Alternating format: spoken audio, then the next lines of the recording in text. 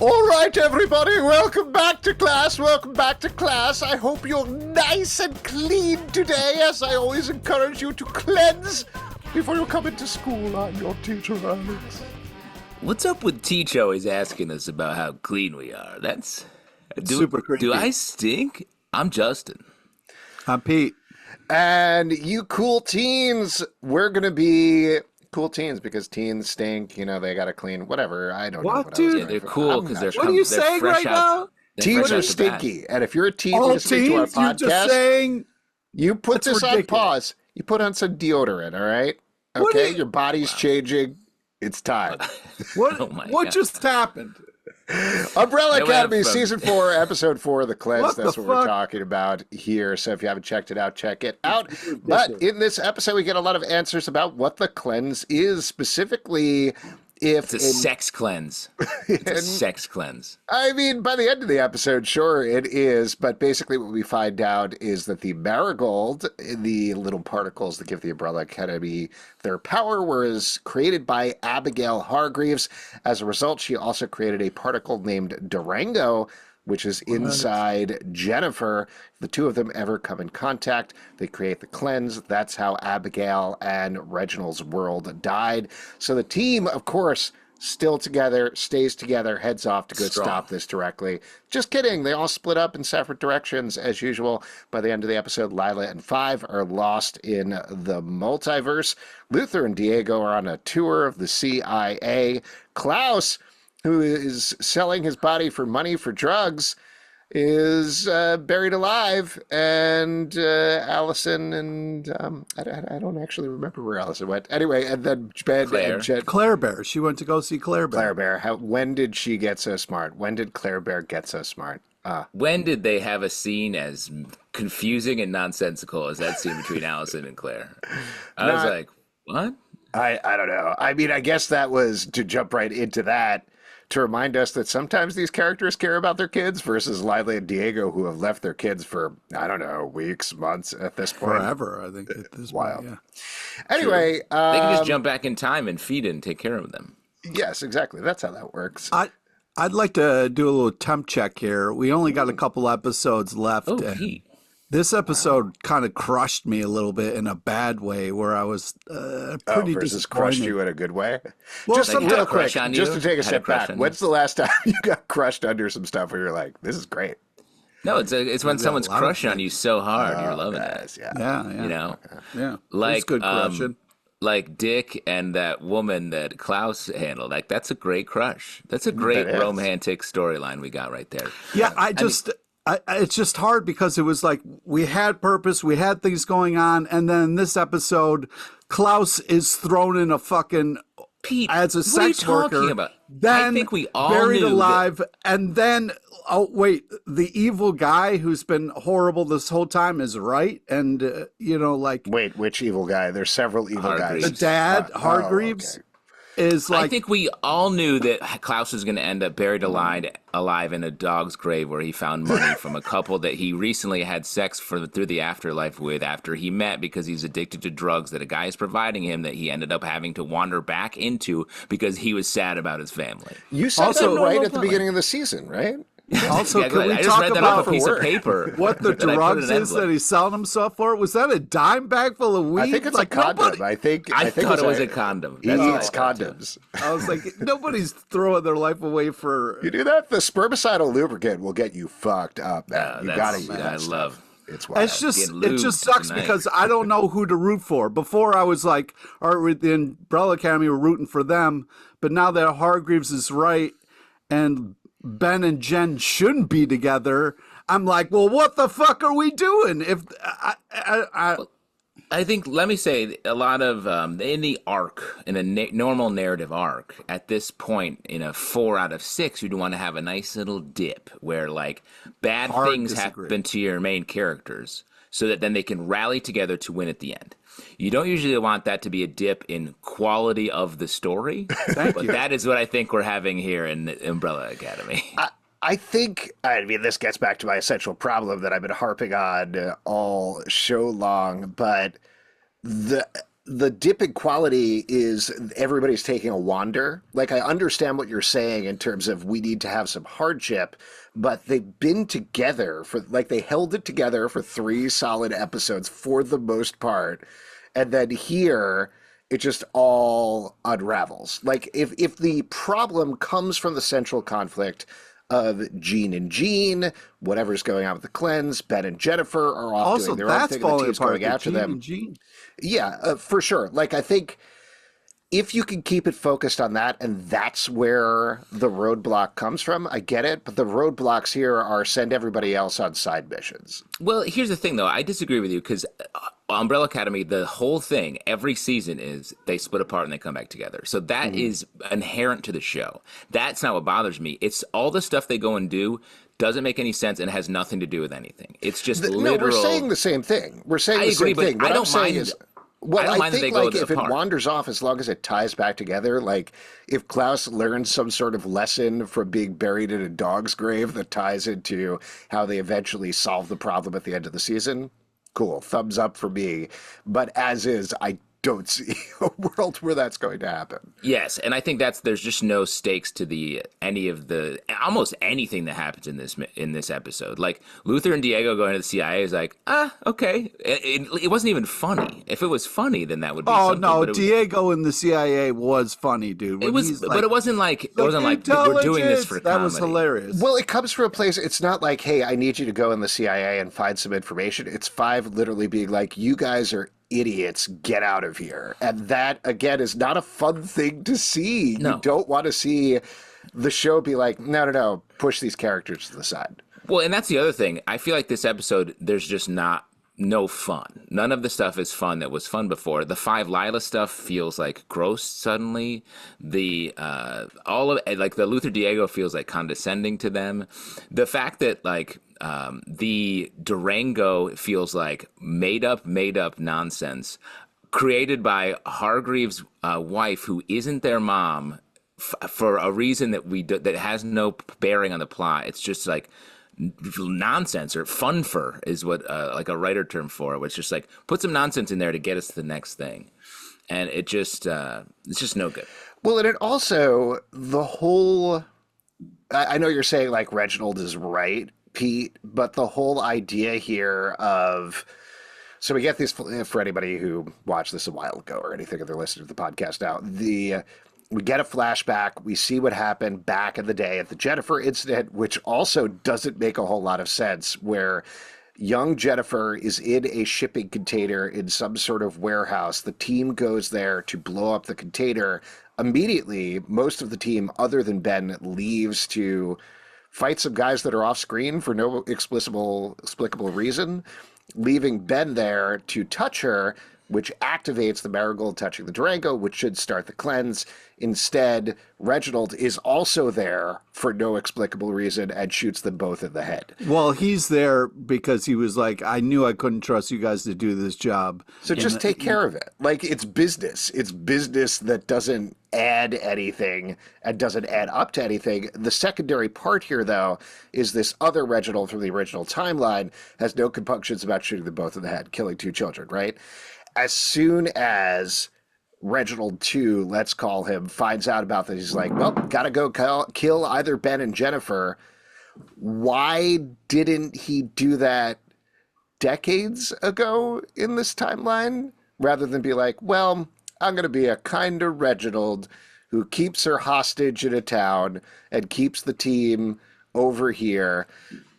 Just kill one of them. Like, it doesn't square with his character. What side are you on, Alex? Yeah, exactly. No, I'm not. I don't think you should. I want to come out strongly against killing children, first of all. Well, it doesn't. It's a good thing you said that, because 5 seconds got before it pretty seemed close. like you're really into You it. have a lot of Hargreaves. You energy, hate Alex. teens. You want have to a lot kill of Durango. children. I mean, what's All your I'm deal? saying is, whatever you do, if they're going to destroy the world, don't kill children. Wink. Oh man. I mean, here's the thing. The underlying philosophy of the Umbrella Academy has been sort of like, we'll do anything as long as we save the world. So it is weird that the show has made Hargreaves saying that. And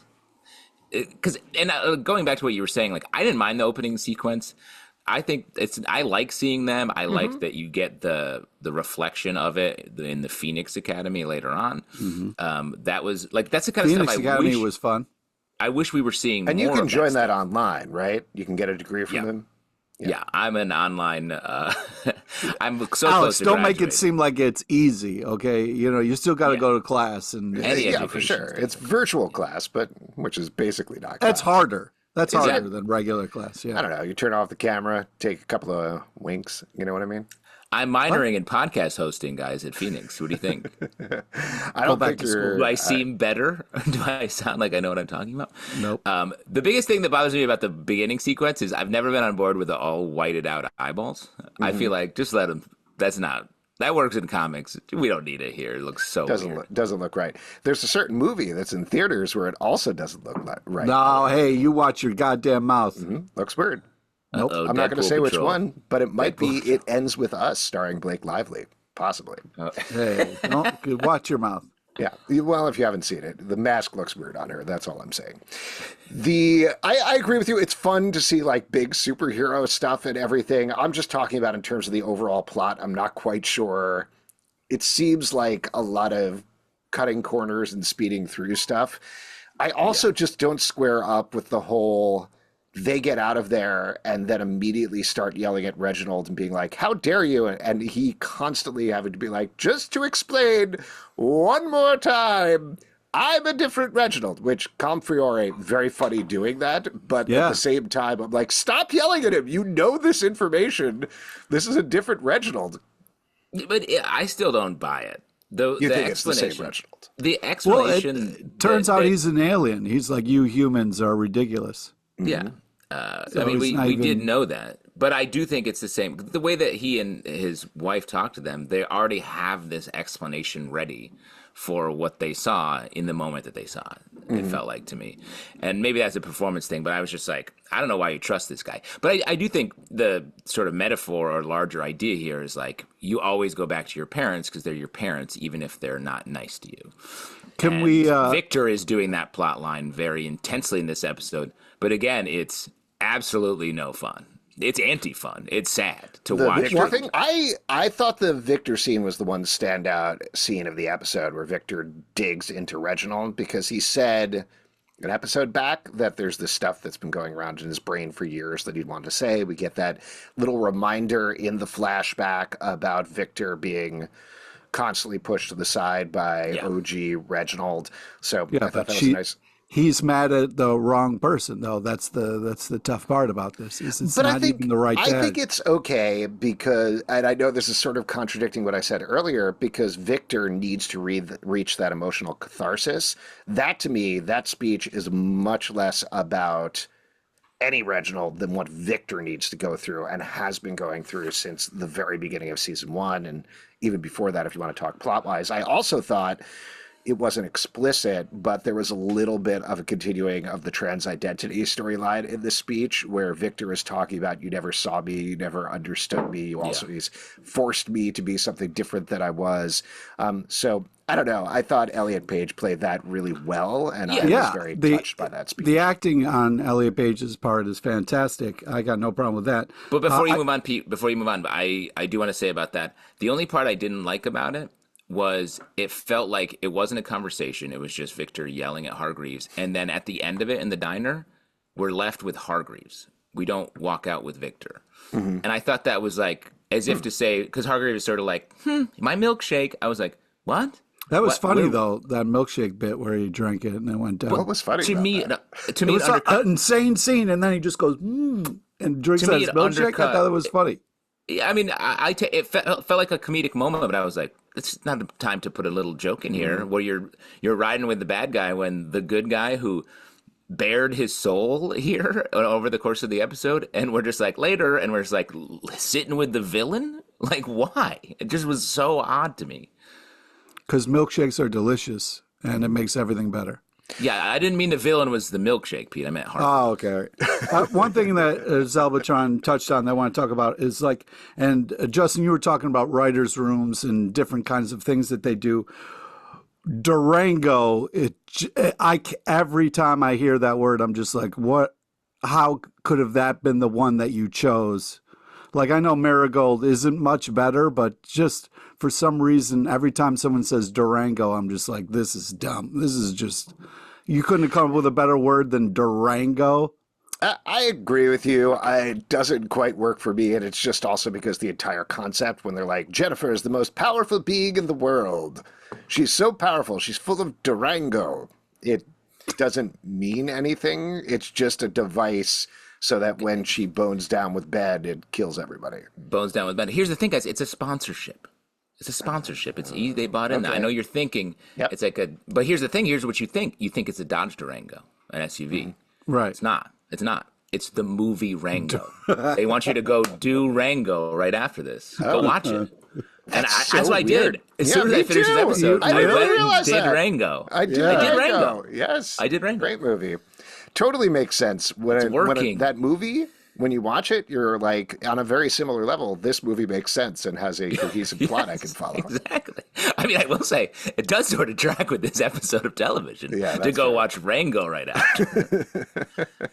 And then go lay down in a dog's grave for 2 years. Yeah. Can we talk about the Klaus storyline? Because I don't think it quite gets there, but given the show has a very dodgy relationship with sexual assault, like we talked to, I was like, man, you're poking a bear with this one. I mean, it's consensual, even though he's taken over by a ghost and he seems to enjoy it.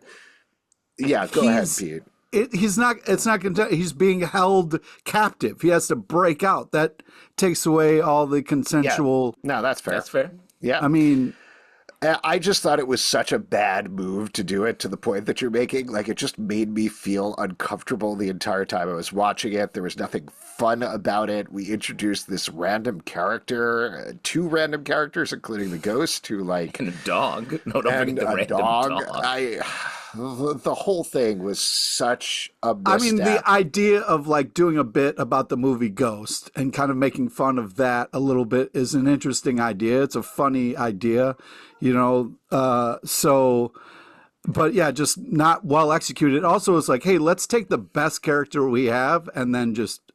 Well, I think the problem that we're not dancing around, but kind of bouncing around here is not only does it once again skirt some sort of sexual assault storyline with the show, it also turns his addiction into a joke again when they did a pretty good job of treating seriously in the first couple of episodes, which is a real bummer. It just feels like a total misstep on so many different levels.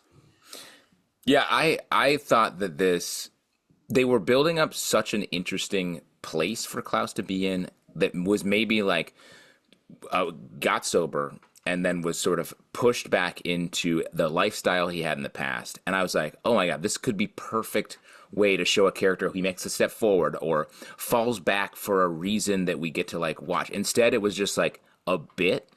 It was like a sort of dumb bit, and Klaus has no emotional stakes in it. He's just like, here I am again, just like doing drugs and doing this stuff. And I was just like, this is, and like trapped in it, falls in the coffin, it closes like an accident. The guy buries him, doesn't make sense why. He's like, I'll come back for you in 2 years. It was like, what? Why? It doesn't make any sense. It didn't even play the bit correctly, I felt like when they did the thing where he's in the grave, the 2 gangs are there, they kill each other. I was like, okay, and then he gets out of the grave and everybody's dead. Great. Love it. I was like, at least it was a bit of a funny ending. Yes. Totally. And then they immediately reverse it, to your point, and they're like, nope, not that. We're not doing that bit.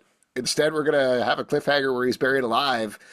And again, we got 2 more episodes to go. So maybe this is a one-off and we're going to see him pushed to some place in this grave or otherwise where he gets some sort of emotional catharsis and deals with everything he's gone through. But this episode does not give me a lot of confidence on that front.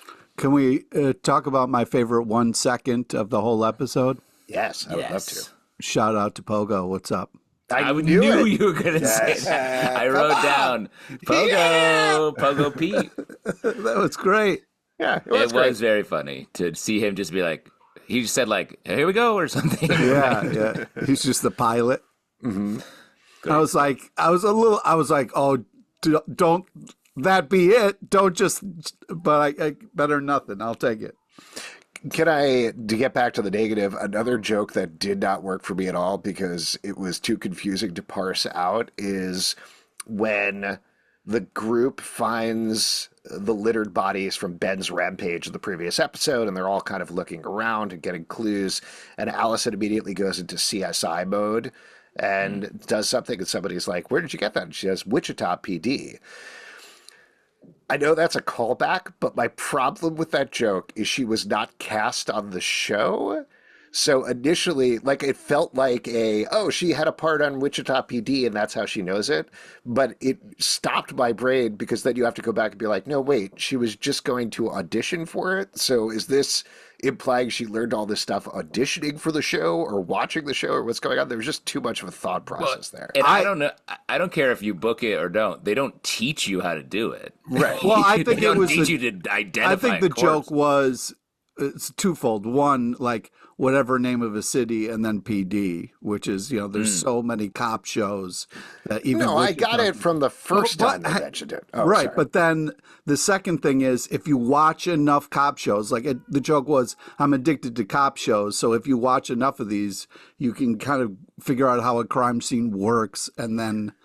Totally. I absolutely understand what you're saying, and I think you're correct, Pete. This is the smallest of small problems. It's just, I think it points to a lot of the jokes and ideas in the episode that just give you pause, which you should not happen in the middle of watching a TV show. You should not be like, wait, what? How does that work? What's going on there? And do you think was she just saying that, or did she actually know when the bodies died?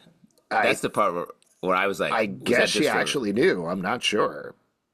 That's the craziest interpretation to me. You don't do that for auditions when you go on auditions, Justin? You learn how to do cop stuff? Yeah, everyone thinks actors are like lazy and don't work, but when I was auditioning to play an astronaut, I did a spacewalk on the vomit rocket, whatever it's called, just to feel how it was like to be weightless. Rocket. I did a couple hours on the pocket rocket, and I learned a ton. Let me be honest. Oh yeah. And I went and auditioned with 2 lines, didn't get it, and now I'm a pocket rocket guy. It was fun to see Luther kind of mess up the crime scene a little bit. You know what I mean? Where he's just like picking stuff up, walking around with stuff. And then that bit where Luther and Diego puts on shades, and then Luther's like, did you get that off a dead body? That was funny. Luther remains funny. Luther remains in his skin appropriately. I like it. Especially in light of, we've talked about Klaus. The Allison stuff is so weird. That Claire scene, she's like, hey, and he's like, I'm mad at you. Let's go find Klaus. I was like, what the fuck? No one. Yeah, what is this establishing? And like I said earlier, other than the fact that she basically ignored Claire for several seasons and then used it as her motivation, I don't know what that was doing there. Maybe they had a contractual obligation to use the actress who plays Claire. It was an insane scene where they're just kind of like, this show is insane and makes no sense. And Claire was like, you're damn right. Well, let's go look for him. Okay. And honestly, it felt like sitcom logic. And honestly, if they just did that, I would have at least appreciated that Allison sort of, to take what we were talking about with Wichita PD, she's sort of like pushed into a fantasy world where she's doing a good job. And like, if she came home and had a sitcom interaction with her daughter and they were like, hot laugh track, let's go do this thing, at least that's a take. This just felt like, well, we got 30 seconds for this scene. Quick, say all the lines and then let's move on. And we don't ever come back to them. They're just like in the wind. Well, and they're going to find Klaus beginning of next episode. Even the when did you get so smart line to me gave me pause. I was like, about what? What was she smart about exactly? What is happening here?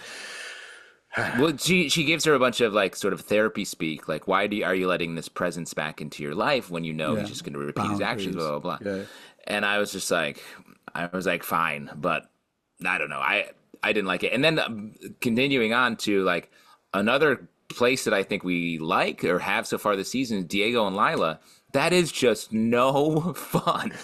It's Lila's behaving. Dude, don't even get wildly. Me started on that. That thing where Diego comes over to him and is like, hey, the things you said are fucking crushing me. Can we talk about this? And she's like, I'm kind of really having fun with Five right now. So yeah, I don't want to talk about our whole relationship. It was just, it's killing me. It's the fact that they keep putting off this very crucial conversation that they need to have about their family and their relationship. Well, the problem is that it makes me hate Lila, which I don't love because I don't like wanna do her that. and I like Yes, the actress. I like her. And Yes. I liked her up until her final line of the last episode, where you're allowed to have those feelings. You're allowed to go through that and go through that journey. But the idea that she was growing and that there was some sort of understanding of, hey, we need to deal with the relationship. That's what I as a viewer, at least, felt from both Diego and Lila is we have problems. We need to start dealing with them. And her total abdication at the end of the last episode leading to this episode, she's like, goodbye, I'm having fun on the subway with Five, see you later, is weird. It seems like a total change of the character from nearly the entirety of the previous 3 episodes. Well, because I don't mind if that's the story they want to tell, that like this relationship isn't working and these 2 characters, we can like them both, they're just not going to be together. Tell me that story in a cool way. Instead, it was like, we love these characters. They seem to love each other. And then end of last episode, she's like, I don't. Later, I'm going to go on a subway trip with my other friend. It's like, what? Like, I understand Lila being like, yo, dude, I've been carrying this whole family. You haven't done shit but complain. When you get your shit together, come and talk to me. But if that's the stance that she's taking, that's fine. But like, it doesn't seem like she. Yeah, I mean, I think the point we're all making is the execution just isn't working. That you can have these sort of storylines, you can break characters up, you can head them in different directions, but the way they're doing it, where in this episode alone, it becomes Diego being like, cool, I want a tour of the CIA, and Lila's just giggling and laughing as she finds a subway map, and the subway goes express and whatever else. It doesn't I mean, connect. come on, let's talk. I mean, there's nothing worse when you get on the subway and then it Real. just goes express. Very real, yes. Oh, dude, that was funny because I was like, oh, yeah, that's somebody who knows. Yeah, Wait, that person's been there who wrote that part. But let me ask you, Pete, have you ever lived in New York? I know you don't, 'cause you live in Pennsylvania. Wow. So I don't know if you know. The subway's like an underground train. I put in like 21 years in that city and I can't It's like- comment on it. It's like You're several dead to Dodge us. Durangos all together in a line, but like larger, and there's a lot of people in them, and also you're not driving, usually, I assume. Yeah, I sometimes drive because I'm a real New Yorker. Well, you did that audition to be subway I auditioned driver. to be a good dog, exactly. And boy, that was expensive. It was no line in an episode of. I hope Dodge puts Order. out a marigold in response to this episode. You know what I mean? Mary They release a Gold Round. disc car. Dodge so marigold. If you know, Hey you know. fuckers, you know what they did to us, so we're releasing the Dodge Marigold. This car sucks. Doesn't make any sense. It'll bring no about one's the end having of a the good world. time. Don't drive it into a Durango, otherwise. Oh, yeah. Don't let this car fuck a Durango. If you do, the world's over. I will say, though, on that note, the Ben and Jennifer stuff is actually Wait, working on for fucking me. Durangos? You got something to say? What? I do. The tailpipe, wait until it cools down. That's all I'm going to say. Wow, that was too quickly on the tip of your tongue, my friend. It That was was too very quickly off the tip that of some other ready. things as well, I got to say. Yeah, exactly. The Jen and Ben stuff is actually working for me. Like, I do like that storyline. The chemistry that they have together, I think, is palpable. I thought it was interestingly shot, that scene in the motel Yeah. where Oh, they're on just opposite the- sides of the wall. I thought was I very thought cool. Ben was just going to rip through that wall there for a second. Yeah, Well, well, it was it's just tension. There's tension. I don't know if I'm getting as much from Jennifer just because she's new and I don't know her as well, but I do think Justin H. Mitt as Ben is playing it really well. He just seems like, to get back to the addiction thing, like he's got this sweaty addict thing going on of like, I can't resist. I gotta get through this wall to this woman, and I don't know why, but I need her. I was, it's good. way off on my brother-sister energy. Yeah, you were a little off. You were a little off. I will say I felt seen in that at the end of the episode because the last time I had sex in a motel, the guy at the front desk barfed black shit for like an hour. So I get it. I've been there. Why was he listening to you, or just because I don't he know was in what the he was same- doing, but we walked out like, yeah, that was awesome. And there was a dude barfing oil, crude oil, behind the front desk. I also have questions about what the cleanse is and how it works, because if the cleanse is like it makes some car horns go off, car alarms go off, and makes a dude barf black stuff, that doesn't seem that guy's seems dead. messier. That seems messier to me. You That is not die a cleanse. horrible death. Everybody dies horribly in this cleanse. Well, that ties into what's going on with Gene and Cy Grossman, who are Yes. trying to bring the cleanse around. Seems like it's not as clean as they want it to be. You seem pretty Cy- upset about these scenes, Pete. Why is that? Well, before I get into that, I just want to. It turns out Cy Grossman is the real hero because he's doing a great work. Apparently, he's infiltrating the Gene and he is driving a stake right through that relationship. The way Gene is reacting to how Gene is around Cy, unbelievable. Yeah, but I think he's trying to get with Gene. Yeah, that's what I'm saying. Gene. And it's pissing Gene off. No, Yeah. he's trying to get with Gene. Right. Cy's trying to get with Gene, not Gene. Like, I know you think it's Gene, but it's It's Gene. actually Gene. It's Gene, yeah. My point stands that he's Now, interrupting that relationship and is driving Gene crazy. Okay, but that's not the thing that's upsetting you. The thing that's upsetting you is the idea of closing down a chicken restaurant because you need them to be open 24/7, right, Pete? Yeah, I mean, how are the people in that area supposed to get by without the chicken? Yeah. I find that it was offensive that the Cairo oyster industry was so maligned in the middle of this episode with the password that they used to shut it down. No, I love Gene and Gene. I've had great oysters in Cairo. Gene and Gene together is magical, but now one Gene having fun and the other Gene just stewing is not enjoyable to watch. I think it's going to be fun. I got to say, I was pretty psyched to see Nick Offerman, Megan Mullally, and David Cross sitting together just talking. So that was just, I liked that. Just to The happen. scene did fall a little flat for me, to be honest, but at the same time, I think that's just because it was the arch-specific way that they were all speaking. It wasn't too riffy, other than Megan Mullally having the line about, like, they have really good chicken here. You want to eat? And he's like, I could eat. That He said said like chickadoo. chickadoo, Yeah, yeah. chickadoo. a great So line. I'm looking forward to that going forward because, yes, three of them are great. I'll let them take over the show. That's fine with me. Well, that's the problem because it's like three comedy legends together on screen, exciting. But the problem is we have two comedy legends going back and forth having a really fun time, but then the third one really fucks up that fun where it's not as enjoyable as I would like it. I would like all three to be having fun with each other instead of it really kind of fucking with shit. I will say that does feel real for when comedy legends get together. Like one of them's going to be annoying and try You think to so? fuck the other one. Yeah, Why can't definitely. they just... Yeah, that's why they had to shut down the Aspen Comedy Festival. Turned into a real fuck fest. You know what I'm talking about. I have a question for you know what I'm guys. talking about. Do The you think Durango incident? it's always good to keep a rat around because they sniff out the cheese? What's your take on that? That's the only line that made sense to me in this episode. Yeah. Truly, when he said that, I was like, "Who's the rat? What is he saying? Klaus is the rat?" I don't know. I guess so. None of Yeah. it made sense because also he's not keeping him around. He didn't let him out. It just was like Right. that also, line was how just does like, he know about that cheese? Lots of questions. No there. one knows anything about anything in that scene. It's crazy, and the fact that he lives is the worst possible standoff outcome. Anything else from the episode? Obviously, this didn't go well for us here, but any other I liked thoughts, the mom kind of settling down Vic. I thought that was a nice moment where Vic was kind of losing it, and then the mom kind of stepped in and was like, "Hey, like I hear you, I understand what you're, like." I thought that was kind of cool because I was like, "Oh, Vic's gonna murder everybody again." We've already seen that, so I liked that moment. I thought it was a nice kind of powerful moment there.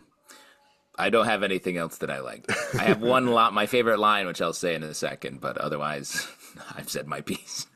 All right, well, why don't we go into that and talk about what got top marks for the episode? Favorite line, favorite scene, and character. Justin, since you're locked and loaded, take it away.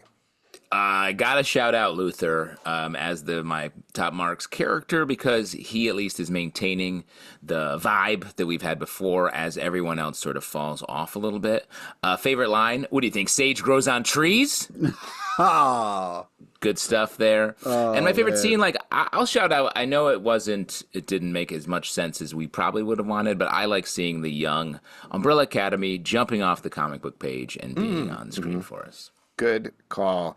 I'll give a shout out to the exchange with Diego and Luther. Gotta look the part, big boy. Did you steal those from a corpse? Fun line there. I thought that was good. Scene-wise, as I mentioned earlier, Viktor's speech to Hargreaves really worked for me. And to that point, I'm going to give top marks to Viktor in this episode. Been a little, plotline hasn't exactly working, but I think it really snapped into focus here in a way that a lot of the other plot lines did not. You're in a real Klaus drought, Alex. This is not great. Sad. Well, Klaus heads are not eating this season. yeah. Klaus did have an unbelievable line where he said, "I'm California sober," which I don't know what that means, but I thought that was really funny. That means you just don't drink, but you do. You mostly smoke weed, but is what California sober means. Oh, look at the California kid over here stepping up. I love it. I'm surprised you don't know that. That's crazy.